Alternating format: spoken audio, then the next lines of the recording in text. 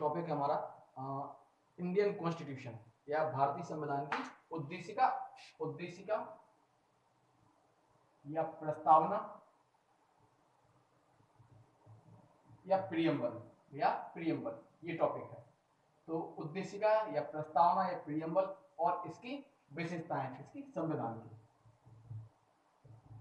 Indian constitution की characteristics या फिर इसकी विशेषताएं कि उद्देशिका क्या है और इसकी विशेषताएं क्या है, अर्थात किसकी विशेषताएं हैं, ये संविधान जो है इसकी विशेषताएं क्या क्या होंगी ये चीजें।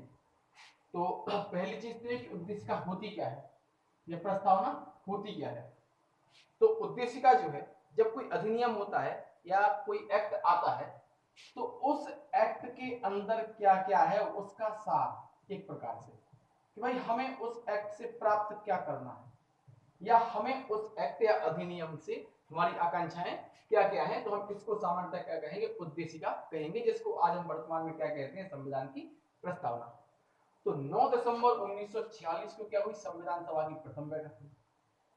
9 दिसंबर 1946 को प्रथम बैठक हुई और इस बैठक में संविधान सभा के अध्यक्ष बनते हैं डॉक्टर सच्चिदानंद सिन्हा।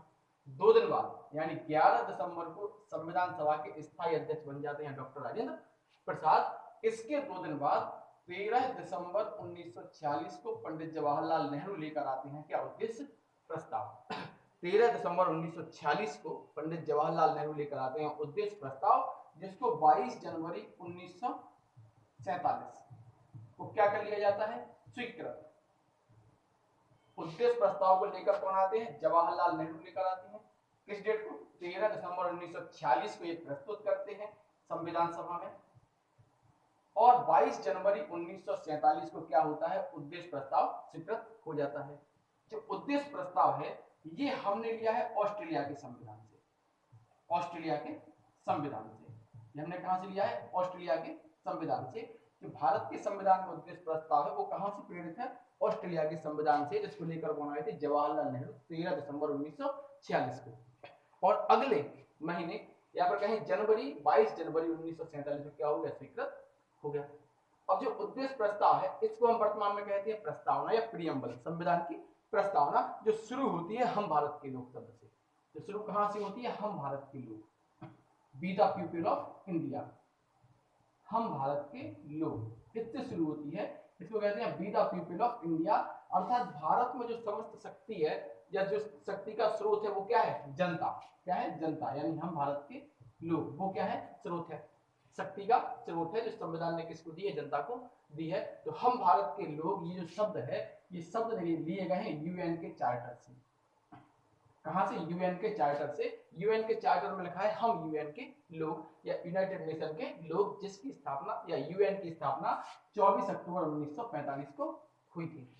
24 अक्टूबर 1945 को क्या हुई थी, यूएन की स्थापना हुई थी। और इसका जो चार्टर है वो क्या कहता है, हम यूएन के लोग। और यहीं से यही शब्द उठा के कहां रख दिया, जवाहरलाल नेहरू ने भारत की जो उद्देशिका है उसमें रख दिया। तो जो उद्देशिका है, उद्देशिका क्या होती है, उद्देशिका किसी एक्ट और उस एक्ट में दी गई या उस एक्ट से हमें जो लक्ष्य प्राप्त करने हैं उन लक्ष्यों का सार होती है सामान्य तौर पे। और ये क्या है, यह उसके आदर्शों को और उसकी आकांक्षाओं का उल्लेख करती है। तो ये जो उद्देशिका है ये लाए थे कौन, जवाहरलाल नेहरू, 13 दिसंबर को लेकर आए 46 में, और 22 जनवरी को क्या हो गई, स्वीकृत हो गई। और स्वीकृत होती है तो क्या होती है, इसको संविधान में रख दिया जाता है और हम भारत के लोग से क्या होती है, ये शुरू होती है। अब तक क्या है, जो उद्देशिका है, जो प्रस्तावना है, इसमें केवल एक ही संशोधन हुआ है, जो हुआ है हमारा कौन सा, 42वां संविधान संशोधन 1976।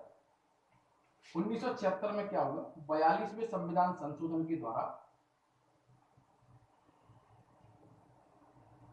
42वें संविधान संशोधन के द्वारा प्रस्तावना में 3 नए शब्द जोड़ दिए गए, या प्रस्तावना में कुछ नई चीजें जोड़ दी गई, जिसमें से एक शब्द है समाजवादी, एक है पंथनिरपेक्ष और एक है अखंडता। समाजवादी, पंथनिरपेक्ष और अखंडता। ये शब्द किसमें जोड़े गए, संविधान की प्रस्तावना में जोड़े गए। कब जोड़े गए, 42वें संविधान संशोधन 1976 के द्वारा। और इस संविधान संशोधन को हम क्या कहते हैं, मिनी कॉन्स्टिट्यूशन या फिर लघु संविधान, इसको क्या कहते हैं, लघु संविधान। 1975 में क्या हुआ था, इमरजेंसी लगी। इमरजेंसी के बाद क्या होता है, 42वां संविधान संशोधन होता है उसी ड्यूरेशन में। और जब ये होता है तो इसमें बहुत ज्यादा व्यापक परिवर्तन किए जाते हैं संविधान में, और इसीलिए इसको कहते हैं लघु संविधान या फिर मिनी कॉन्स्टिट्यूशन। इसके द्वारा क्या हुआ था, 42वें संविधान संशोधन के द्वारा क्या हुआ, जो लोकसभा का कार्यकाल है उसको 5 वर्ष से बढ़ाकर 6 वर्ष का कर दिया गया, कि अब सांसदों का कार्यकाल कितने वर्ष का होगा, 6 वर्ष का होगा, जिसको 44वें संविधान संशोधन 1978 के द्वारा ज्यों का त्यों क्या कर दिया गया, 5 वर्ष कर दिया गया। ज्यों का त्यों क्या कर दिया गया, 5 वर्ष कर दिया गया।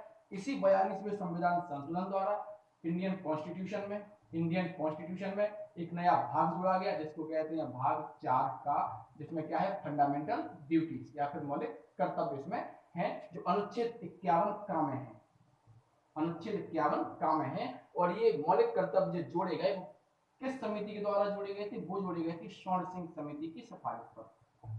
जो स्वर्ण सिंह समिति थी उसकी सिफारिश पर संविधान में क्या हुई, मौलिक कर्तव्यों को जोड़ा गया। अर्थात मौलिक कर्तव्य संविधान में कैसे नहीं थे, मूल संविधान की ये पार्ट नहीं थी, और इसको क्या किया गया, बाद में इसको जोड़ दिया गया। जो स्वर्ण सिंह समिति थी, इस स्वर्ण सिंह समिति ने 8 मौलिक कर्तव्यों की बात की थी, 8, लेकिन सरकार ने इसमें जोड़े 10, और वर्तमान में इनकी संख्या है 11। 86वें संविधान संशोधन के द्वारा 11वां जो मौलिक कर्तव्य है वो है 51 का और टा अनुच्छेद में। ये कहता है कि प्रत्येक माता पिता या अभिभावक का यह कर्तव्य होगा कि वह अपने जो बालक हैं, जो 14 वर्ष तक के बालक हैं, उनके लिए क्या करेंगे, शिक्षा के अवसर प्राप्त या प्रदान करने का कार्य करेंगे। तो ये यहाँ पर जोड़े गए। तो अब तक जो संविधान की जो प्रस्तावना है, इसमें केवल एक ही बार संविधान संशोधन हुआ है, या एक ही बार संशोधन हुआ है, वो कब हुआ है, 42वें संविधान संशोधन 1976 के द्वारा, जिसमें 3 शब्द यहाँ पर जोड़े गए, समाजवादी, पंथ निरपेक्ष और अखंडता, ये सब यहाँ पर जोड़े गए। अब बात ये आती है, ये संविधान संशोधन तो बाद में हुआ, इसके पहले से ही बात आने लगी कि क्या प्रस्तावना संविधान का अंग है, कि प्रस्तावना पार्ट है संविधान का, क्या प्रस्तावना संविधान का पार्ट है। तो इसमें 1960 में एक केस आया था, बेरुवाली केस, या जो बेरुवाली संघ केस है वो केस आया था, जिसने ये कहा था, 1960 में आया था, इन री बेरुवाली केस।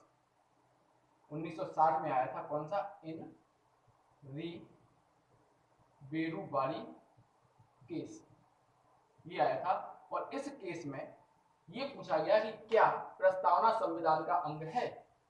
यहां पर ये पूछा गया, क्या प्रस्तावना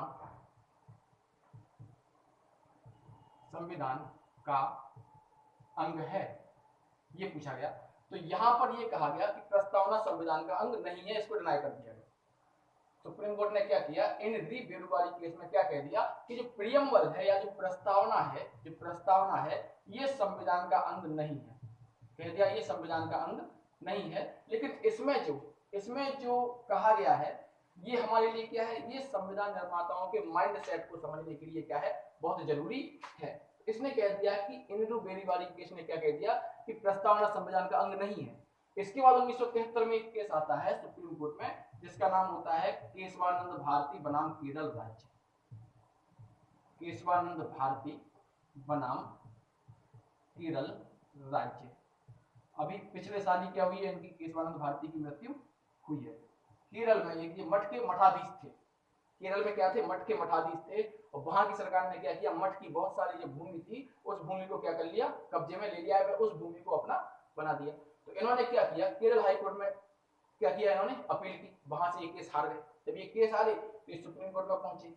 जब सुप्रीम कोर्ट में पहुंचे तो फिर सुप्रीम कोर्ट ने ये बताया कि जो प्रस्तावना है वो संविधान का अंग है। उसने क्या कहा, सुप्रीम कोर्ट ने कहा केशवानंद भारती बनाम केरल राज्य में कि प्रस्तावना संविधान का अंग है। क्या है, प्रस्तावना किसका अंग है, संविधान का अंग है।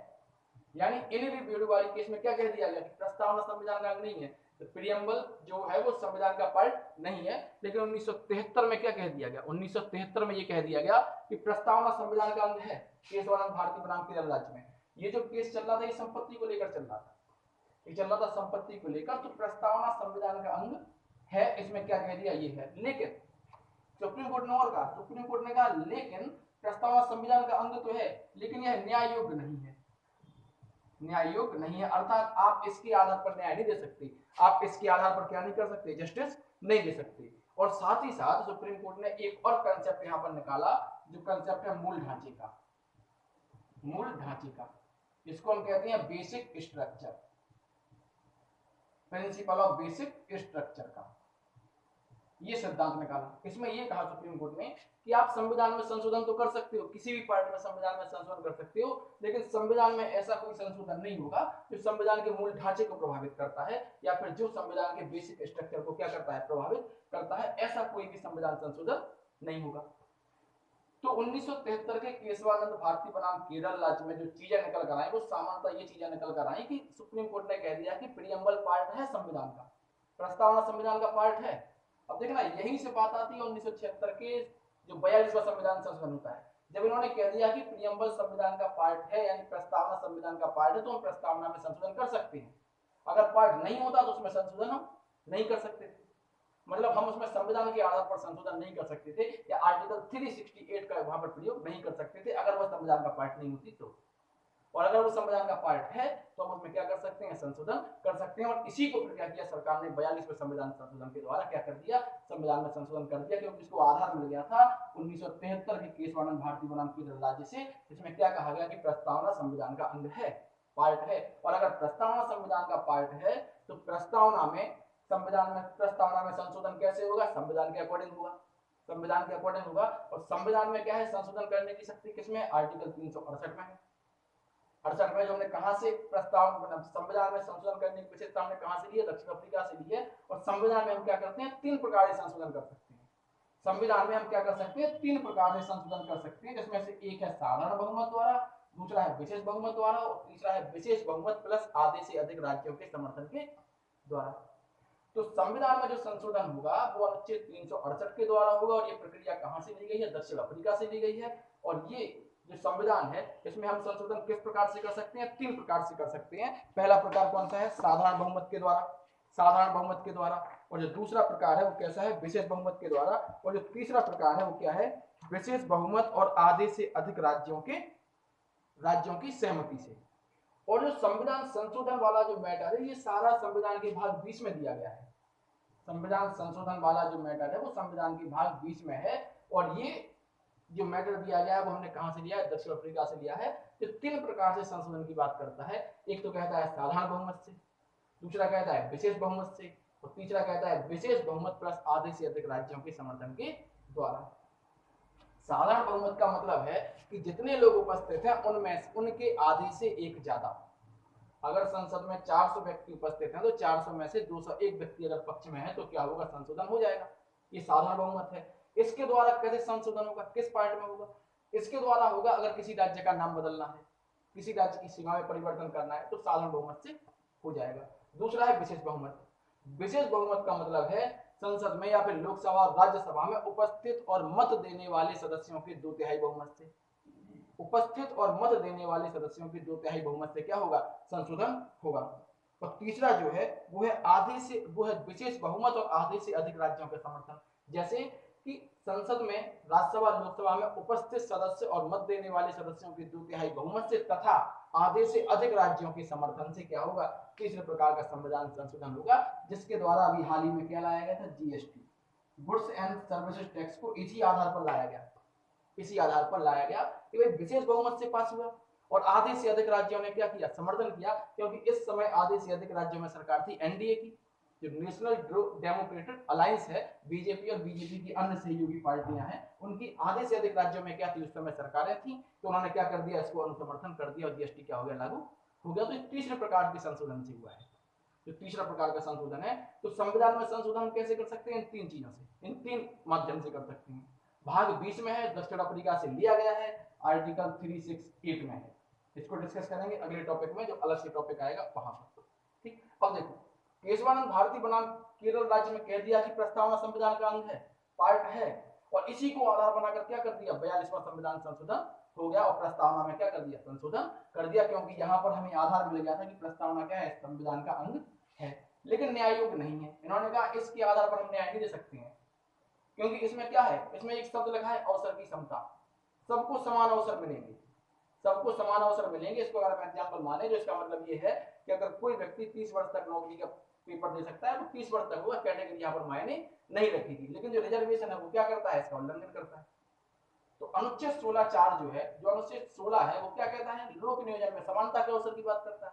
लेकिन अनुच्छेद 16(4) क्या कहता है कि राज्य चाहे तो ऐसे व्यक्तियों को जो पिछड़े होंगे, कुछ भी होंगे, उनके लिए क्या करेगा, सपोर्ट कर देगा। तो यहीं से रिजर्वेशन शब्द क्या है निकलकर आता है, आरक्षण निकलकर आता है। तो ये चीज, तो यहाँ पर हम क्या करेंगे, इसको न्याय योग नहीं मानेंगे, इसके आधार पर न्याय नहीं होगा। और तीसरी बात, इसमें मूल ढांचे या फिर बेसिक स्ट्रक्चर का कंसेप्ट सामने आया कि संविधान, संसद क्या कर सकती है, संसद संविधान के किसी भी भाग में संशोधन कर सकती है। संसद अनुच्छेद 368 के द्वारा संविधान के किसी भी भाग में संशोधन कर सकती है, संसद करेगी, राज्य के विधानमंडल नहीं करेंगे। राज्य के विधानमंडल को संविधान में संशोधन करने की शक्ति प्राप्त नहीं है। ये कौन करेगी, संसद करेगी, पार्लियामेंट करेगी, लोकसभा और राज्यसभा करेगी, लोकसभा और राज्यसभा करेगी, और बाद में प्रेसिडेंट की क्या होगी, उस पर अनुमति होगी, तब क्या होगा, संविधान संशोधन होगा। तो ये बेसिक स्ट्रक्चर को प्रभावित नहीं करेगा। ऐसा कोई भी संविधान संशोधन जो संविधान के मूल ढांचे को प्रभावित करेगा वो शून्य होगा, वो नहीं माना जाएगा। वो क्या नहीं होगा, नहीं माना जाएगा। मूल ढांचा क्या है, सुप्रीम कोर्ट ने उस समय इसको बताया नहीं, इसको एक्सप्लेन नहीं किया, मूल ढांचा क्या है। उसने कह दिया हम बताएंगे समय पर, समय समय पर हम बताएंगे मूल ढांचा क्या है। जो सुप्रीम कोर्ट क्या करता है, समय समय पर क्या बताता है कि ये क्या है, बेसिक स्ट्रक्चर का पार्ट है, समय समय पर। यानी उसने यहाँ पर क्या है, एक पक्ष अपने पास में रख लिया कि भाई हमारे पास भी कुछ अधिकार होने चाहिए। तो उसने कहा कि हम मूल ढांचे को क्या करेंगे, समय समय पर बताएंगे। तो समय समय पर क्या होता है, सुप्रीम कोर्ट बताता है कि मूल ढांचा क्या है, बेसिक स्ट्रक्चर क्या है। तो ध्यान रखना, केशवानंद भारती बनाम केरल राज्य में सिद्धांत सामने आया था। तो आज मतलब इस आधार पर हम कह सकते हैं वर्तमान में क्या है, प्रस्तावना संविधान का अंग है, पार्ट है। प्रस्तावना है संविधान का पार्ट है आज। अब आगे कोई केस आता है, उसमें अगर फैसला उलट जाता है तो कोई समस्या नहीं होगी, सुप्रीम कोर्ट अपने फैसले को बदल सकता है। सुप्रीम कोर्ट क्या कर सकता है, अपने फैसले को बदल सकता है। बदला तो है यहाँ पर। बेरुवाड़ी केस में क्या कहते हैं कि प्रस्तावना संविधान का अंग नहीं है, है ना। ये केस पूछा गया ना, ये क्या प्रस्तावना संविधान का अंग है, कहा नहीं है। और इसमें कह दिया है, बेरुवाड़ी क्या है, बेरुवाड़ी एक स्थान का नाम है और ये पाकिस्तान को दिया गया था, पाकिस्तान को दिया गया था। बेरुवाड़ी जगह जो है वो पाकिस्तान को दे दी गई थी। तो तब इस मैटर पे आया था ये क्या प्रस्तावना संविधान का अंग है, तो उसने कहा नहीं। और बाद में कहता है 1973 में केशवानंद भारती बनाम केरल राज्य में कि प्रस्तावना संविधान का अंग है, पार्ट है। तो वर्तमान में क्या है, प्रस्तावना संविधान का पार्ट है। तो ध्यान रखना, अब तक प्रस्तावना में केवल एक बार संविधान संशोधन हुआ है, वो कब हुआ है, 42वें संविधान संशोधन 1976 के द्वारा। अब देखो, जो प्रस्तावना है, या फिर हम कहें कि एक केस और आया था न्यायमूर्ति हिदायतुल्लाह ने, जो गोलकनाथ बनाम पंजाब राज्य केस था गोलकनाथ बनाम पंजाब राज्य, जिसमें हिदायतुल्लाह क्या थे, इस समय सुप्रीम कोर्ट के न्यायाधीश थे, जो क्या बनते हैं, भारत के प्रथम कार्यवाहक राष्ट्रपति बनते हैं। कब बनते हैं, जब डॉक्टर जाकिर हुसैन की मृत्यु हो जाती है। और बीबी गिरी जो उस समय उपराष्ट्रपति थे, उन्होंने क्या कर दिया, इस्तीफा दे दिया, किस लिए, राष्ट्रपति का चुनाव लड़ने के लिए। तो फिर दोनों पद खाली हो गए, दोनों पद खाली हो गए, राष्ट्रपति का भी उपराष्ट्रपति का। जो संविधान में प्रावधान ये है कि अगर राष्ट्रपति और उपराष्ट्रपति का पद खाली होता है तो जो सर्वोच्च न्यायालय का मुख्य न्यायाधीश है वो क्या करेगा, कार्यवाहक राष्ट्रपति के रूप में कार्य करेगा। तो हिदायतुल्लाह भारत के ऐसे प्रथम न्यायाधीश हैं जिन्होंने कार्यवाहक राष्ट्रपति के रूप में क्या किया, कार्य किया। तो हिदायतुल्लाह ने क्या किया, गोलकनाथ बनाम पंजाब राज्य केस में ये कहा, हिदायतुल्लाह ने क्या कहा, गोलकनाथ बनाम पंजाब राज्य केस में ये कहा कि जो उद्देशिका है वो संविधान की मूल आत्मा है, वो सोल है कॉन्स्टिट्यूशन का। जो उद्देशिका है वो क्या है, संविधान की मूल आत्मा है, संविधान की क्या है, मूल आत्मा है, उद्देशिका ये है। अब देखो अम्बेडकर जी ने क्या कहा, अम्बेडकर जी ने ये कहा कि आर्टिकल 32 अनुच्छेद 32 जो संवैधानिक उपचारों का अधिकार है, ये क्या है, संविधान की आत्मा है, ये क्या है, संविधान की आत्मा है। जबकि यहाँ पर क्या कहा है, उद्देशिका या प्रस्तावना क्या है, संविधान की आत्मा है। तो एक क्वेश्चन के ऑप्शन पर डिपेंड करेगा कि आंसर क्या होगा। अगर वहां पर क्वेश्चन ये पूछ रहे हैं कि अम्बेडकर जी ने किसे कहा, तो आंसर होगा 32, आर्टिकल 32 संवैधानिक उपचारों का अधिकार, जिसके द्वारा 5 प्रकार की रिटें जारी होती हैं, वो आर्टिकल 32। अगर सीधा पूछे किस अनुच्छेद को, अनुच्छेद 32। अगर पूछे किस पार्ट को, तो उद्देशिका को, और गोलकनाथ बनाम पंजाब राज्य में ये बात आई थी। दोनों अलग अलग हैं, कि अगर अंबेडकर जी का नाम लेके पूछा जाए कि अंबेडकर जी ने किसे संविधान की आत्मा माना, तो आर्टिकल 32 को या संवैधानिक उपचारों के अधिकार को। और अगर पूछा जाए कि संविधान की आत्मा क्या है, और ऑप्शन में अगर ऐसा हो कि fundamental duties, fundamental rights, DPSP, directive principle of state policy और प्रीएम्बल, तो हमारा आंसर होगा प्रीएम्बल या फिर प्रस्तावना या फिर उद्देशिका, ये हमारा आंसर होगा। तो ये दो चीज अलग अलग।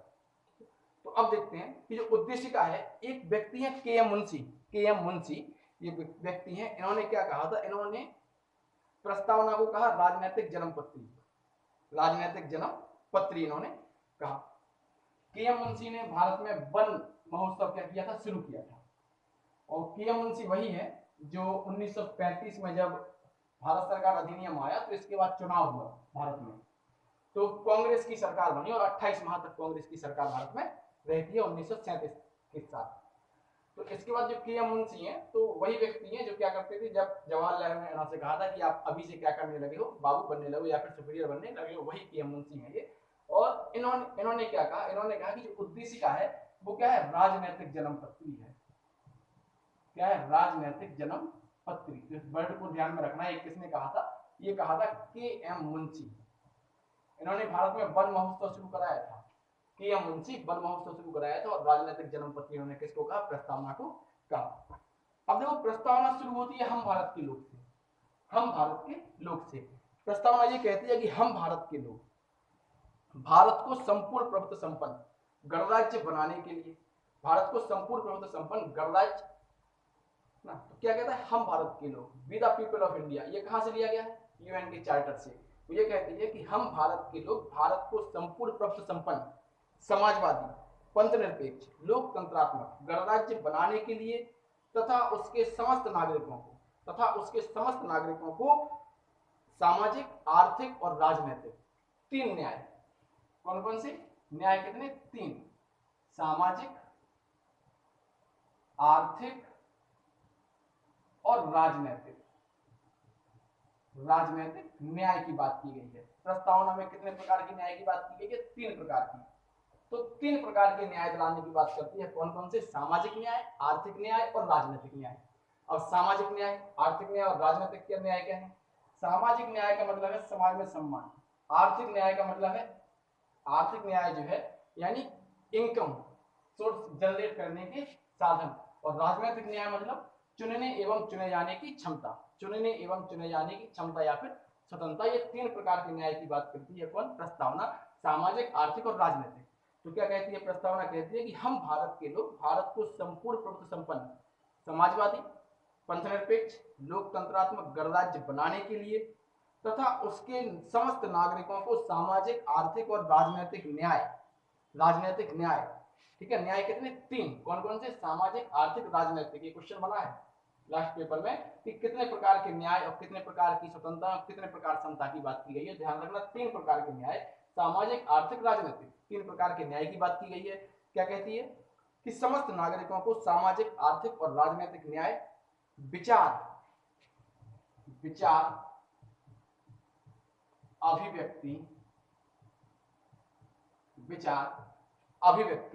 ये कहती है विचार, अभिव्यक्ति, विश्वास, धर्म और उपासना, विचार, अभिव्यक्ति, विश्वास, धर्म और उपासना की स्वतंत्रता, उपासना की स्वतंत्रता प्रदान कराने के लिए। स्वतंत्रता यानी पांच प्रकार की स्वतंत्रताओं की बात की गई है। कितनी स्वतंत्रता है, पांच। पहली क्या है, विचार, फिर अभिव्यक्ति, फिर विश्वास, फिर धर्म, फिर उपासना। तो न्याय तीन है और स्वतंत्रताएं कितनी है, पांच। विचार, अभिव्यक्ति, विश्वास, धर्म और उपासना। इनकी स्वतंत्रता प्राप्त कराने के लिए, इनकी स्वतंत्रता कौमा प्रतिष्ठा और अवसर की समता, स्वतंत्रता, फिर इसके बाद क्या है, प्रतिष्ठा और अवसर की समता। यानी समता कितने प्रकार की, इक्वलिटी कितने प्रकार की, दो प्रकार की। कौन कौन सी, अवसर और प्रतिष्ठा। यानी अवसर और प्रतिष्ठा की समता, तो समता कितने प्रकार की, दो प्रकार की। तो न्याय तीन प्रकार के, स्वतंत्रता पांच प्रकार की और समता दो प्रकार की। तो क्या कहता है कि समस्त नागरिकों को सामाजिक, आर्थिक और राजनीतिक न्याय, विचार, अभिव्यक्ति, विश्वास, धर्म और उपासना की स्वतंत्रता तथा प्रतिष्ठा और अवसर की समता, प्रतिष्ठा और अवसर की समता 1 और 2 समता प्राप्त कराने के लिए तथा उन सब में व्यक्ति की गरिमा इंडिविजुअल जो है उसकी गरिमा, व्यक्ति की गरिमा और राष्ट्र की एकता एवं अखंडता को सुनिश्चित करने वाली, राष्ट्र की एकता और अखंडता को सुनिश्चित करने वाली बंधुता ब्रदरहुड बढ़ाने के लिए दृढ़ संकल्पित होकर अपनी इस संविधान सभा में आज तारीख 26 नवंबर 1949 आज तारीख 26 नवंबर 1949 को 26 नवंबर 1949 को क्या करते हैं, आज तारीख 26 नवंबर 1949 को एतत् द्वारा संविधान को अंगीकृत, अधिनियमित और आत्मार्पित करते हैं। किसके द्वारा? एतत् द्वारा संविधान को अंगीकृत, अधिनियमित और आत्मार्पित करते हैं। तो 26 नवंबर 1949 को क्या किया गया? संविधान को अंगीकृत किया गया। अंगीकृत इसको इंग्लिश में कहते हैं एडॉप्ट। और 26 जनवरी 1950 को क्या हुआ? इसको लागू किया गया, एग्जीक्यूशन इसको एग्जीक्यूट किया गया, लागू किया गया। दो डेट अलग अलग है। क्वेश्चन अगर एडॉप्ट आएगा तो 1949 होगा, 26 जनवरी 1949 होगा। अंगीकृत आएगा, अगर लागू आएगा तो लागू में क्या होगा? 26 जनवरी 1950 होगा। ये दो डेट इसलिए हैं कि कांग्रेस का एक अधिवेशन हुआ था 1929 में, लाहौर अधिवेशन। 1929 में कांग्रेस का एक अधिवेशन हुआ था, लाहौर अधिवेशन, जिसकी अध्यक्षता की थी जवाहरलाल नेहरू ने। और इस लाहौर अधिवेशन में क्या होता था? कांग्रेस का जो अधिवेशन होता था वो दिसंबर में होता था। और इस लाहौर अधिवेशन में निर्णय लिया गया कि अगले वर्ष यानी 1930 को, भाई दिसंबर में सम्मेलन हुआ, ये अधिवेशन हुआ लाहौर का, है ना। तो इसके बाद क्या हुआ? ये कहा गया दिसंबर में 1929 में कि अगले वर्ष यानी 26 जनवरी 1930 को हम क्या मनाएंगे? भारत का पहला स्वाधीनता दिवस मनाएंगे। तो 1930 से हम लगातार 26 जनवरी को क्या मना रहे थे? भारत का स्वाधीनता दिवस मनाते चले आ रहे थे। लेकिन भारत पर आजाद कब हुआ? 1945 में, 15 अगस्त को। तो अब हमारे पास दो डेट हो गई आजादी की, एक एक्चुअल डेट थी और एक क्या थी? एक ऐसी डेट थी इसको हम क्या थे? लगातार इसको मनाते चले आए थे। तो इस डेट को यादगार बनाने के लिए कहा गया कि इसको हम क्या करेंगे? संविधान लागू करेंगे। तो 26 जनवरी को क्या हो गया? गणतंत्र दिवस हो गया। और 15 अगस्त को क्या हो गया? स्वतंत्रता दिवस हो गया। तो ये दो डेट, तो 26 जनवरी 1950 को लागू किया गया और 26 नवंबर 1949 को क्या किया गया? अंगीकृत किया गया। ये दो डेट यहाँ पर होंगी। तो ये क्या है? प्रस्तावना, कि भाई प्रस्तावना में क्या क्या कहा गया है। तो 3 प्रकार के न्याय की बात है, 5 प्रकार की स्वतंत्रताएं हैं और 2 प्रकार की समताएं यहाँ पर दी गई हैं। सीधे तौर पर प्रस्तावना ये कहती है कि हम भारत के लोग भारत को एक संपूर्ण प्रभुत्व संपन्न, समाजवादी, पंथनिरपेक्ष, लोकतंत्रात्मक गणराज्य बनाने के लिए तथा उसके समस्त नागरिकों को सामाजिक, आर्थिक और राजनीतिक न्याय, विचार, अभिव्यक्ति, विश्वास, धर्म और उपासना की स्वतंत्रता, प्रतिष्ठा और अवसर की समता प्राप्त कराने के लिए तथा उन सब में व्यक्ति की गरिमा और राष्ट्र की एकता और अखंडता सुनिश्चित कराने वाली बंधुता बढ़ाने के लिए दृढ़ संकल्प होकर अपनी इस संविधान सभा में आज तारीख 26 नवंबर 1949 को एतत् द्वारा इस संविधान को अंगीकृत, अधिनियमित और आत्मार्पित करते हैं। क्या करते हैं? अधिनियमित करते हैं, आत्मार्पित करते हैं 26 नवंबर 1949 को। तो सीधा क्वेश्चन बनता है कि संविधान किसके द्वारा अपनाया गया या एडॉप्ट किया गया? तो संविधान सभा के द्वारा। उस समय क्या थी? संविधान सभा थी और इसके द्वारा क्या किया गया? अपनाया गया। और फिर क्या हुआ? जो डॉक्टर राजेंद्र प्रसाद थे जो संविधान सभा के अध्यक्ष थे, उनको क्या कर दिया? राष्ट्रपति भारत का बना दिया गया। और फिर 1952 में हुए भारत में चुनाव। 1952 में हुए भारत में चुनाव, यानी भारत में पहले आम चुनाव कब हुए? पहले आम चुनाव भारत में हुए 1952 में। जो पहले आम चुनाव थे, जो जनरल इलेक्शन थे, वो भारत में हुए कब? 1952 में ये आम चुनाव हुए। और इसी समय क्या होता है? भारत में डिमांड होती है भाषाई आधार पर राज्यों के बनाने की, कि भाई अलग अलग राज्य बनाए जाए। किस आधार पर? भाषाई आधार पर। जबकि जो राजेंद्र प्रसाद थे वो 1947 में ये क्या कर देते हैं? एक धर आयोग की स्थापना कर देते हैं। धर आयोग मना कर देता है कि भाषाई आधार पर राज्य नहीं होंगे, और उसकी रिपोर्ट पर एक और आयोग बनाता है जो बनती है जेबीपी कमेटी, जिसमें जवाहरलाल नेहरू, वल्लभ भाई पटेल और पट्टाभी सीतारामैया थे। उन्होंने भी डिनाई कर दिया कि भारत में भाषाई आधार पर राज्य नहीं होंगे। जब उन्होंने डिनाई किया तो एक आंदोलन हुआ मद्रास राज्य में, और यहाँ पर पोट्टी रामुलु की क्या हो गई, मृत्यु हो गई 56 दिन के अनशन के बाद। और इसी समय क्या हुआ था, चुनाव हुआ था, सरकार के ऊपर प्रेशर था, सरकार ने क्या किया, आनंद फानन में आंध्र प्रदेश को क्या बना दिया, भारत का प्रथम भाषाई आधार पर राज्य गठित कर दिया 1953 में। और यहाँ की भाषा क्या थी, तेलुगु। मद्रास से अलग करके तेलुगु भाषाइयों के लिए आंध्र प्रदेश राज्य बना दिया। जैसे ही आंध्र प्रदेश राज्य बना, वैसे ही भारत में डिमांड फिर से बढ़ने लगी कि भाषाई आधार पर राज्य बनाए जाए। तो सरकार ने फिर क्या किया, सरकार ने डॉक्टर फजल अली की अध्यक्षता में, और इसके 2 मेंबर और थे, इनका नाम था हृदयनाथ कुंजरू और के एम पनिकर, इन लोगों के नेतृत्व में एक राज्य पुनर्गठन आयोग बनाया। इसका काम यह था कि भारत में नए राज्यों का गठन करना कैसे करें। इन्होंने अपनी रिपोर्ट सौंपी, और इस समय जब रिपोर्ट सौंपी तो इन्होंने कहा कि जो भारत में वर्तमान में का खा गा घा आधार पर जो राज्यों का वर्गीकरण है, इसको समाप्त कर दो। इसको समाप्त करने के बाद भारत में 2 प्रकार के राज्य बनाए जाएं, एक तो राज्य बनाए जाए और दूसरे बनाए जाए केंद्र शासित प्रदेश, यानी यूटीज, जैसा वर्तमान में क्या है। तो इसी के आधार पर क्या हुआ, फजल अली आयोग की अध्यक्षता में जो आयोग बना था उसने डिसीजन दिया, और फिर क्या हुआ, भारत में राज्य बना। और आज तक क्या है, भारत में राज्यों के निर्माण की प्रक्रिया जारी है। अभी हाल ही में जो नया राज्य बना है वो बना है कौन सा, दादर नागर हवेली को क्या कर दिया है, विलय कर दिया गया है 2020 के द्वारा। और इसके पहले 2019 में बना था जम्मू एंड कश्मीर और लद्दाख, और 2014 में बनकर आया था तेलंगाना। ये 3 थी। तो अभी भी क्या है, भारत में राज्यों का निर्माण क्या है, जारी है। तो ये आधार यहाँ पर बना। ठीक, अब देखो ये प्रस्तावना थी, भाई प्रस्तावना क्या है, कैसे है, ये सब। इसके बाद देखो संविधान की विशेषताएं, कैरेक्टरिस्टिक्स ऑफ इंडियन कॉन्स्टिट्यूशन, भारतीय संविधान की विशेषताएं क्या है। तो पहली विशेषता इसकी क्या है, दुनिया का सबसे बड़ा संविधान, या फिर लिखित संविधान और दुनिया का सबसे बड़ा संविधान। तो संविधान जो है, इसकी जो विशेषता है वो क्या है, पहली विशेषता क्या है, विशाल और विस्तृत संविधान। तो टॉपिक क्या होगा, संविधान की विशेषताएं, संविधान की विशेषताएं। ये यहां से बनते हैं क्वेश्चन, प्रियम्बल से बनते हैं और यहां से बनते हैं। जैसे पिछले पेपर में आया था ना समीक्षा अधिकारी वाले में, कि ये कितने प्रकार के न्याय की बात की गई है, कितने प्रकार की स्वतंत्रताएं और कितने प्रकार की समताएं हैं। तो इस टाइप में ऐसे बन जाते कभी कभी। ठीक है, टेक्निकल क्वेश्चन होती है, ये ध्यान वहां पर दें कि आपका माइंड प्रेजेंट है कि नहीं, है ना। तो माइंड के प्रेजेंट के लिए ऐसे क्वेश्चन आते हैं। तो पहला क्या है, संविधान की विशेषताएं। तो संविधान की विशेषताएं जो है वो क्या है, तो पहला ही यहाँ पर है, पहला ही यहाँ पर ये है कि भारत का जो संविधान है वो कैसा है, विशाल है, विशाल है और विस्तृत है, विस्तृत है और कैसा है, लिखित है। बड़ी बात तो ये है, लिखित है। दुनिया में सामान्यतः 2 या 3 प्रकार के संविधान होते हैं, एक लिखित होता है, एक मौखिक होता है। लिखित और मौखिक। लिखित मतलब जो क्रमबद्ध रूप से लिखा गया है, जो सिस्टमैटिक रूप से क्या है, लिखा गया है। मौखिक मतलब जो लिखा नहीं गया है, जो कैसे चल रहा है, जो चल रहा है वहां के नियमों के आधार पर, या वहां सुप्रीम कोर्ट के द्वारा दिए गए निर्णय के आधार पर। वैसे ही जैसे ब्रिटेन का कोई संविधान लिखित नहीं है, वहां का संविधान कैसा है, मौखिक है। और वर्तमान में कैसा चल रहा है, परंपरा के आधार पर वहां पर चल रहा है, और वहां के कोर्ट के द्वारा जो डिसीजन दिए जा रहे हैं उनके आधार पर चल रहा है। क्योंकि भारत का कैसा है, लिखित है। अमेरिका का भी लिखित है। तो लिखित है यहाँ पर। लिखित कैसा होगा, जब लिखित किसी चीज को लिखा जाएगा तो सिस्टमैटिक रूप से लिखा जाएगा, और इसको लिखने के लिए क्या बनाई जाएगी, एक सभा बनाई जाएगी।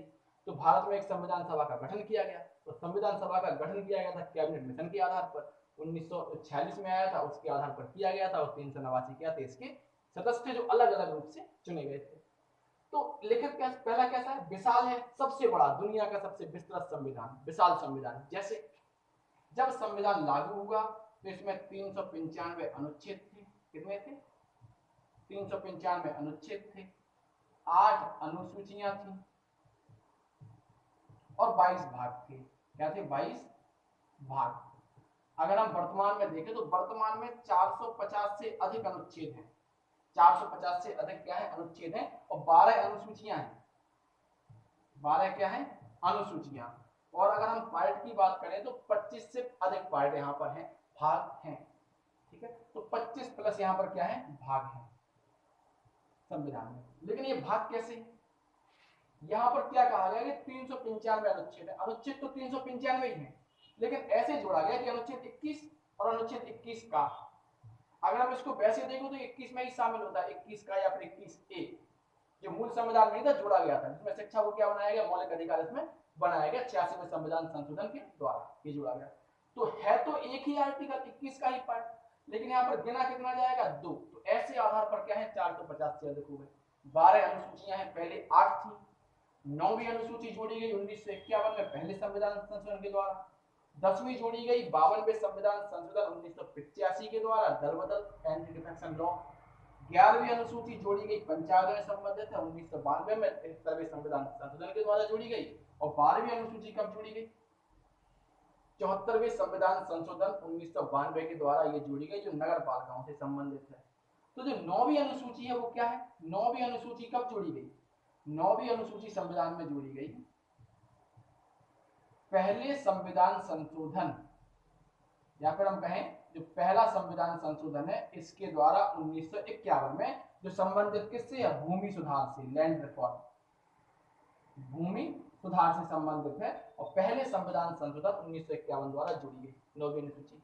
9वीं अनुसूची में एक बात और है, अगर किसी एक्ट को या किसी अधिनियम को, किसी कानून को अगर 9वीं अनुसूची में रख दिया जाता है तो सामान्य रूप से उसमें न्यायालय में सुनवाई नहीं होती, फिर उसमें यहाँ पर क्या है उसको एक आरक्षण टाइप का मिल जाता है, तो वहां पर इसमें सुनवाई नहीं होती। दूसरा है 10वीं अनुसूची।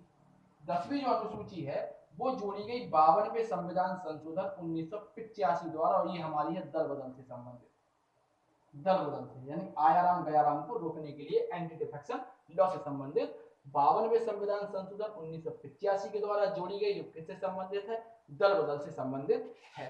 अब इसके बाद जो 11वीं अनुसूची है, जो 11वीं अनुसूची है, 11वीं अनुसूची यहाँ पर है पंचायतों से, पंचायतों से, और ये जोड़ी गई 73वें संविधान संशोधन 1992 के द्वारा, और ये संबंधित है पंचायतों से, पंचायतों से ये क्या है संबंधित है। 11वीं अनुसूची जो है इसमें पंचायतों के लिए 29 विषय दिए गए हैं जिन पर पंचायतें काम करेंगी, 29 विषय दिए गए हैं जिन पर क्या है पंचायतें काम करेंगी, सब्जेक्ट ध्यान रखना।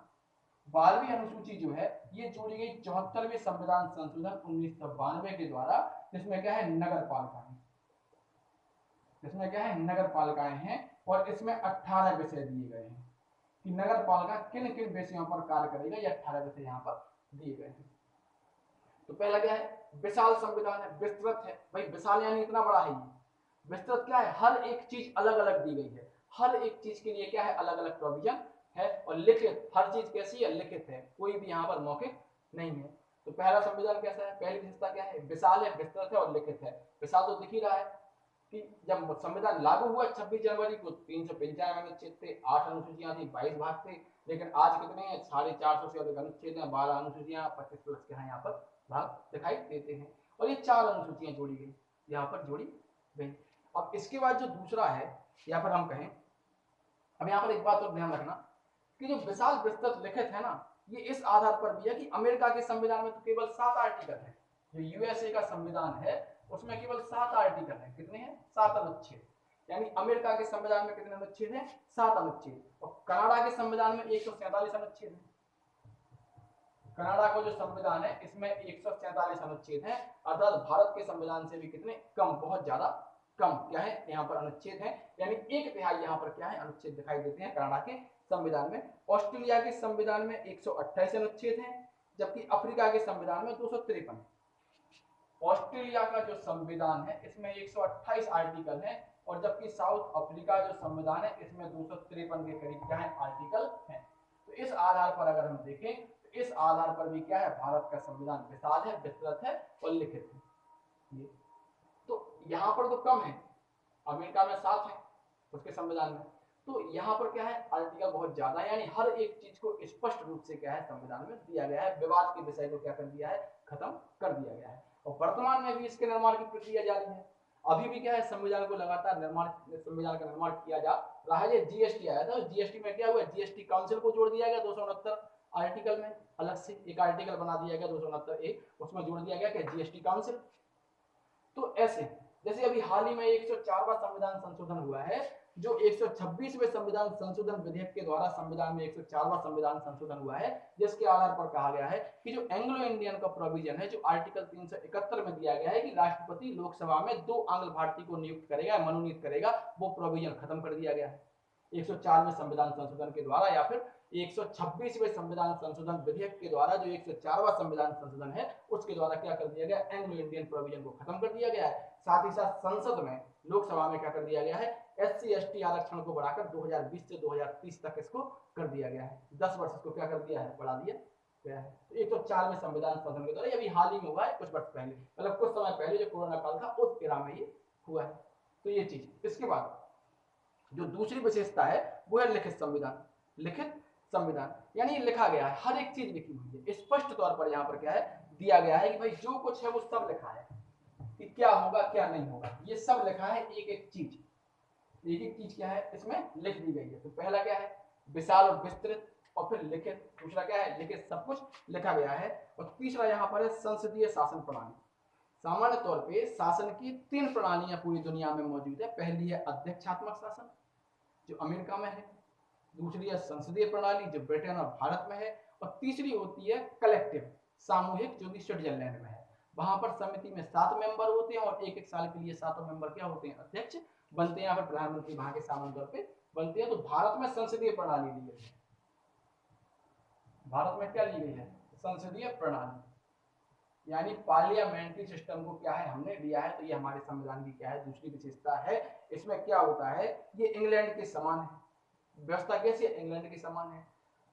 भारत में जो मुखिया है भारत का, वो राष्ट्रपति जो है वो ब्रिटेन के राजा की भांति नहीं है, वो क्या है चुना जाता है, उसका क्या होता है चुनाव होता है, इलेक्शन होता है। जबकि ब्रिटेन का मुखिया क्या होता है, वंश के आधार पर होता है। तो भारत का जो मुखिया है या फिर जो राष्ट्रपति है वो क्या होता है, चुनाव के द्वारा क्या होता है, चुना जाता है। और नाम मात्र का प्रधान होता है कार्यपालिका का, यह कार्यपालिका का नाम मात्र का प्रधान होता है, बल्कि जो कार्यपालिका की वास्तविक शक्तियां होती हैं वो मंत्रिपरिषद में होती हैं।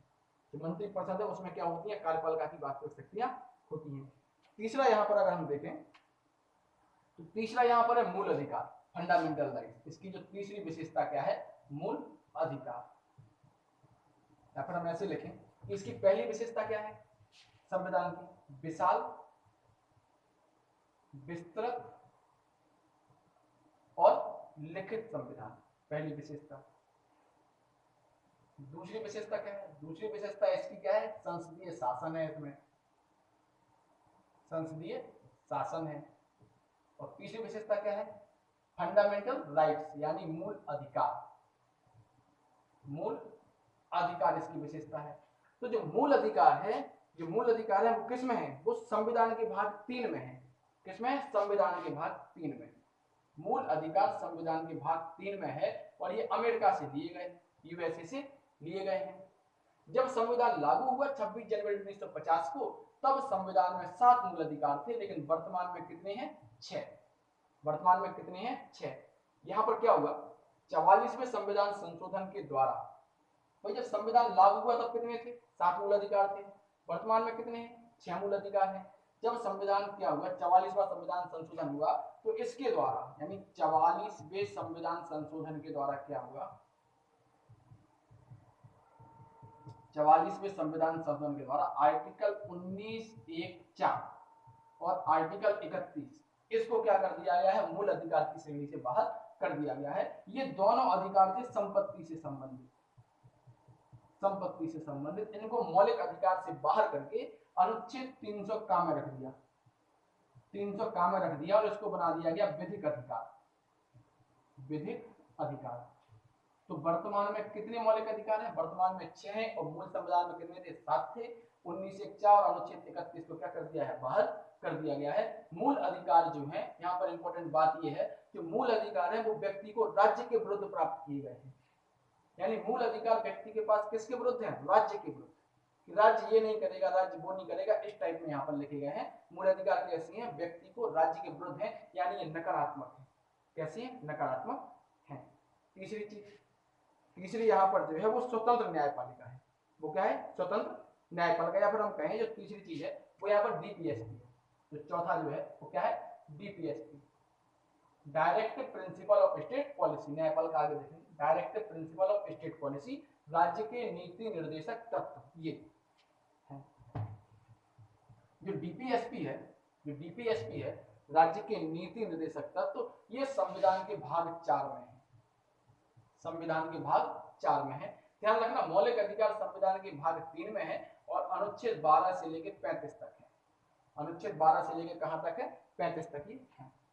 तो डीपीएसपी जो राज्य के नीति निर्देशक तत्व है, directive principle of state policy है, ये किसमें है? ये संविधान के भाग 4 में है। संविधान के भाग 4 में है। अनुच्छेद 36 से लेके 51 तक है। ये आयरलैंड से लिए गए हैं। कहां से लिए गए हैं? आयरलैंड से लिए गए हैं। ये बात क्या करते हैं? ये बात करते हैं भारत को कल्याणकारी राज्य बनाने की। कल्याणकारी राज्य की ये बात करते हैं, यानी वेलफेयर स्टेट बनाने की बात करते हैं। जो डीपीएसपी है ये क्या करते हैं? वेलफेयर स्टेट की बात करते हैं। ये सामाजिक और आर्थिक प्रजातंत्र स्थापित करने की बात करते हैं। ये क्या करते हैं? सामाजिक और आर्थिक प्रजातंत्र की बात करते हैं। तो जो डीपीएसपी है संविधान के भाग 4 में है, अनुच्छेद 56 से 51 तक है, आयरलैंड से लिए गए हैं, कल्याणकारी राज्य बनाते हैं, यानी भारत कैसा होगा? एक वेलफेयर स्टेट होगा जो समाज में क्या करेगा? सामाजिक और आर्थिक प्रजातंत्र क्या करेगा? लागू करेगा। डीपीएसपी जो है वो